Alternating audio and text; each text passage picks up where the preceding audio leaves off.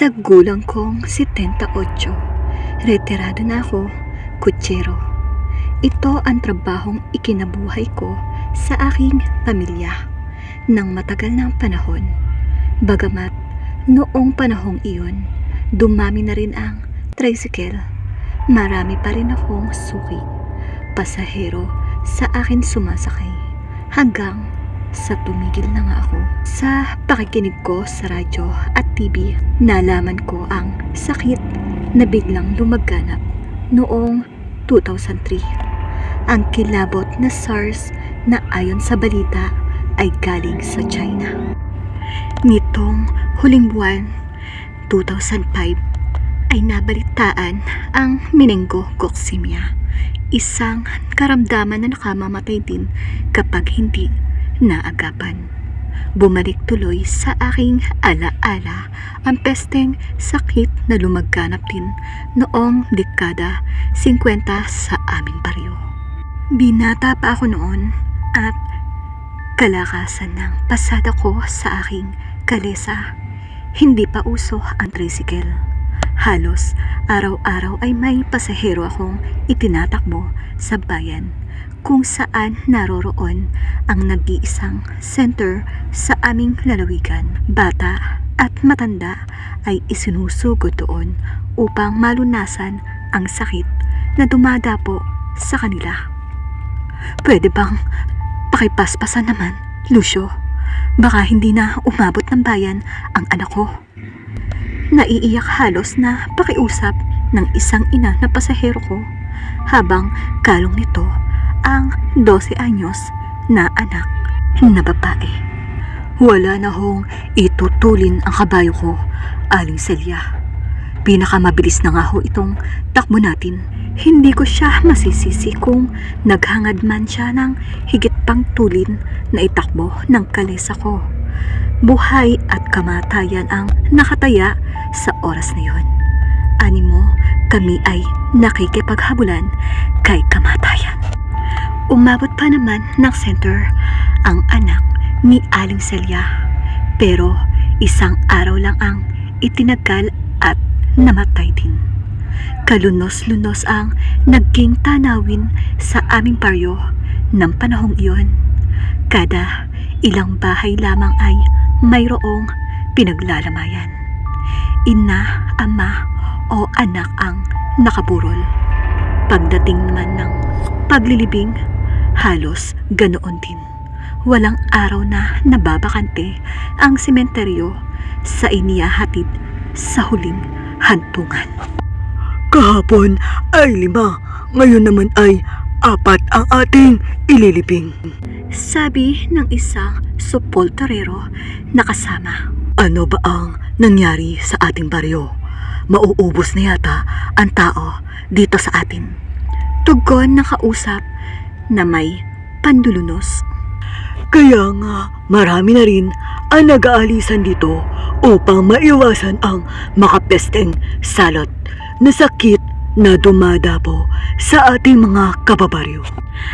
At wala ring nangahas na dumayo dito dahil nababalitaan nila ang nangyayari. Walang pinipili ang dumadapong sakit sa aming baryo. Kahit na nga mga taong may kaya o kabuhayan ay di nagawang isalba ng kanilang mga salapi. Bagay na talagang ikinatakot ng lahat. Dinapuan pala ng sakit na peste si Mr. Santos. Nakita kong iluluwas yata ng kanyang asawa sa lungsod. Kwento sa akin ng isa kong pasahero. Ganoon ho ba? Hindi ko ho inaasahan iyon dahil kamakalawa ay naging pasahero ko pa siya.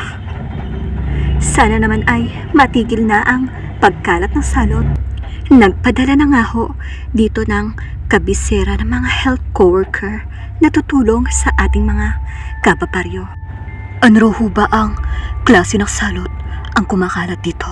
Hindi pa ho nila matukoy kung anong klase ng virus. Pero patuloy hong minomonitor ang nangyayari dito. Ang nadarama ng mga biktima ng sakit ng kanilang mga kaanak ay naranasan ko rin. Nang nagkasakit ang aking kapatid na babae, dinamdam namin ito ng labis, higit ang aking ina. Dahil nag-iisa namin siyang kapatid na babae. Napakasakit ng pagkawala ng kapatid mo. Umiiyak na sabi ng aking ina. Kailangan ho nating tibayan ang ating kalooban, inay. Sino ho ba ang narito sa ating kapaligiran ang hindi dumanas ng kamatayan? Mapalad ho na hindi pa tumikim ng karit ni kamatayan, inay. Noon ko nasaksihan ang biglang pagkakaisa ng mga tao na magtungo sa simbahan. Maging ang mga taong nakalimot sa kanya ay nagbalik loob. Lahat ay nananalig na huwag silang dapuan ng kinatatakutang sakit. Ang Diyos ay ating kanlungan. Huwag kayong mawawala ng pag-asa na tayo ay kanyang ipagsasanggalang laban sa salot at peste na sakit na isinasabog sa atin ng dyablo. Lumapit kayo sa Amang Diyos na siyang nasa langit. Magtiwala kayo at sumampalataya sa Kanya. Natitiyak ko na diringgin niya ang inyong mga dalangin at dasal. Bahagi lamang iyon ng pahayag ni Father sa kanyang pag-umagang sermon pagkatapos ng misa. Maging ang katipan kong si Bea ay lumuwag ang kalooban paglabas namin ng simbahan. Tulad ko ay nagduluksa din siya. Ang kanyang ina ang nabiktima ng salot na sakit. Sasama ka ba sa gabi sa Lutrina?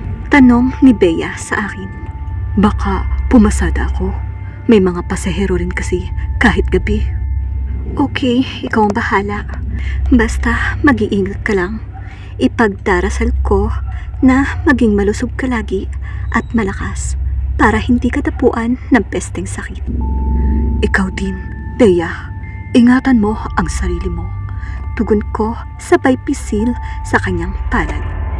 Ilang gabi nang naidaos ang Lutrina sa aming baryo sa pangunguna ng deboto ng Birheng Maria. Ipinoprosesyon nila ang Berhen habang lumilibot sa aming baryo. Nagdarasal din sila habang hawak ang may sinding kandila na nagsisilbing ilaw sa kanilang mga daraanan. Patuloy sila sa pagrorosaryo at malakas at tila nagkakaisang tinig ang kanilang mga panalangin. Isang araw, matapos kong ihatid si Bea sa lugar ng pagdarausan ng Lutrina, nagsimula na akong mamasada. Naggulat na lamang ako ng isang babae ang matanaw ko na kumakaway sa akin. Hindi ko kasi inaasahan sa gawing iyon nang sa bana ay may maisasakay akong pasaherong babae pa kung saan nag-iisa lamang ito. Itinigil ko ang aking kalesa sa tapat ng babae na ninagan ko sa liwanag ng buwan na hindi naman ito katandaan. Siguro ay nasa kalagitnaan ng 30 anyos lamang ito. Mahaba ang kanyang suot na damit, halos sumayad na sa lupa. At itim ang kulay nito. Sa bagay, hindi na ito kakaiba sa aming baryo.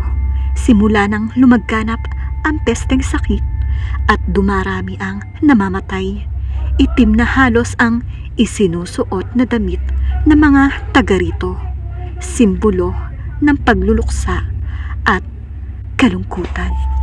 Dayuhan at kung saang baryo siya nagmula ay hindi ko alam. Tahimik lang na nakasakay sa aking kalesa ang babae, hindi kumikibo. Sinubukan kong basagin ang katahimikan. Bakasyonista ho ba kayo sa aming baryo? Sabi ko, kanino ho ba kayo tumutuloy dito? Hindi niya ako sinagot. Sinubukan kong bahagyang sumulyap sa kanya at lumingon, pero may kung anong kilabot na gumapang sa katawan ko. Nagpatuloy kami sa aming paglalakbay. Hindi ko na ulit siya inusisa. Baka kako ayaw makipag-usap, subalit tinanong ko kung saan siya iyahatid. Napakislot ang aking pasahero. Ano ho iyong nagliliwanag na yun?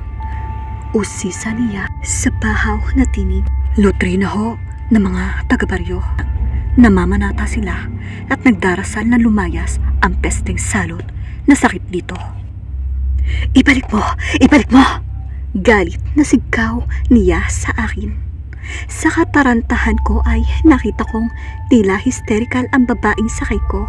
Sa halip na maibwelta ko ang aking kabayo, ay napapilantik pa ito ng aking latigo, dahilan para masigit na kumaripas ng takbo patungo sa mga nagpuprosesyon. Dios te salve Maria, Lena eres de gracia, el Señor es contigo. Malakas ang tinig na pumapainan lang at tangay ng hangin na dinig ng aking pasahero. Nakita kong biglang nangatal at namutla ang kanyang mukha, mas higit pang namuti. Sinikap kong pakalmahin ang aking kabayo. Ho! Ho! Pero hindi ko na siya kayang kontrolin. Paglingon ko sa aking pasahero, bigla itong animo usok na itim na kumalat at humalo sa hangin paitaas. Tanaw ko pa ang itim na telang balumpon sa ulap na pumainlan lang sa itaas. Kusa namang pumayapa ang aking kabayo. Napausal ako ng mataimtim na panalangin. Pagkatapos noon, bumaba ako sa aking kalesa at sumama sa lutrina. Isang araw, malaking himala ang naganap sa may mga sakit. Ngayon, sabi na isa kong pasahero, bakit ho? Wala nang namamatay na pasente, buong magdamag. Naalala ko ang pasahero kong babae. Siya kaya ang isinugo ng dyablo na maghasik ng epidemya sa aming baryo. Ang nababalitang SARS at meningococcemia na killer virus, siguro ay isa rin itong sakit na pakawala ng dyablo. Sa ngayong halos mas marami pang tao ang minamahalaga ang material na bagay.